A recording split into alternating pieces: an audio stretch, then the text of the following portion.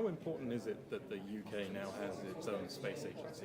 I think it's really important, and I think it reflects the world lead that Britain already has in space research and the space industry, because it wouldn't be possible to create this agency if we didn't already have that.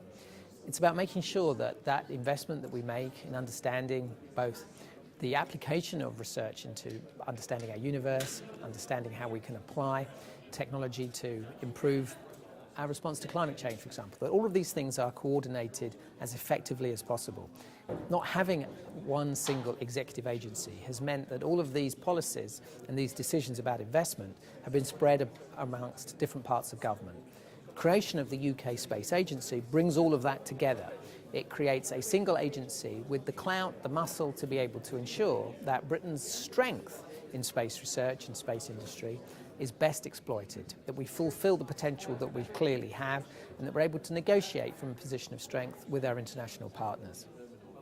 In the mid-80s, the government at the time set up a space agency that became the BNSC, and there were great hopes for that organization at the time, and a lot of them never really panned out. Why do you think this time things are going to be different? Because it wasn't created as an agency with although it may sound bureaucratic, it's very important in government, the status of an organisation and its decision-making powers.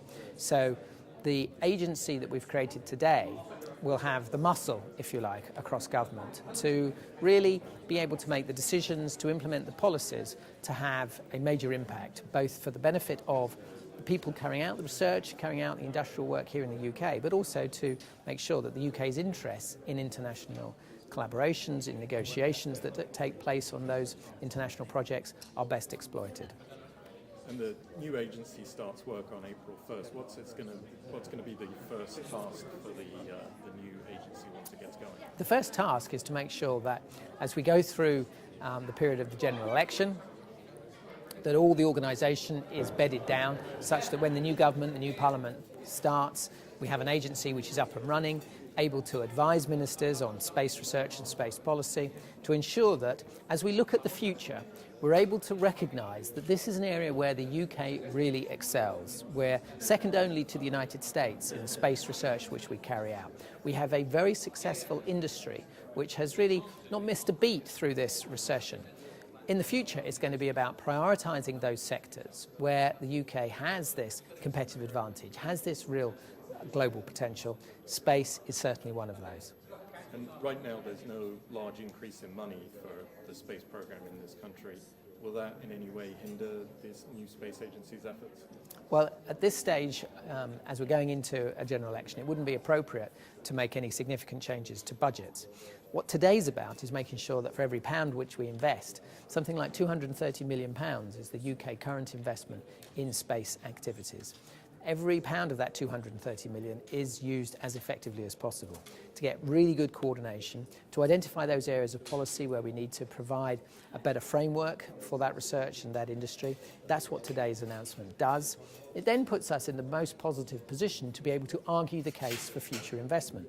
Clearly there's huge potential here in terms of future projects.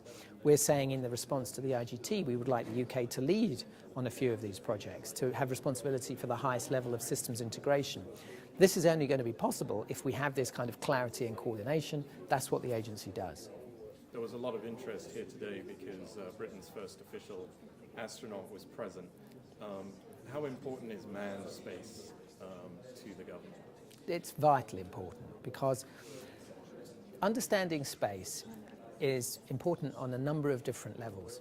You mentioned Tim Peake, the UK's first official astronaut, and when you heard him talking to the audience about the astronaut training that he's going through, the first question from one of the pupils from the space programs in our schools was, what's the space training that you're doing at the moment?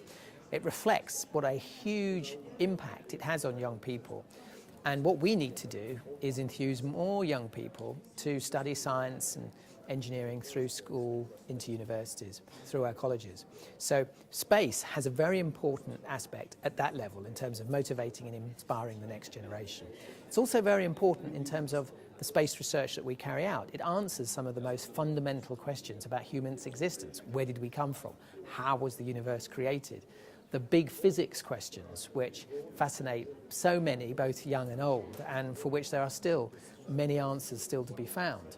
Those are going to increasingly require collaborations which require a mixture of both human exploration and robotic exploration. Clearly, I think at a philosophical level, it's important for us to maintain the ambition to go to the next step, I think, which is human beings on Mars. That's a huge technological challenge to actually pull that off, but it is within the potential, I think, of the human race to do it.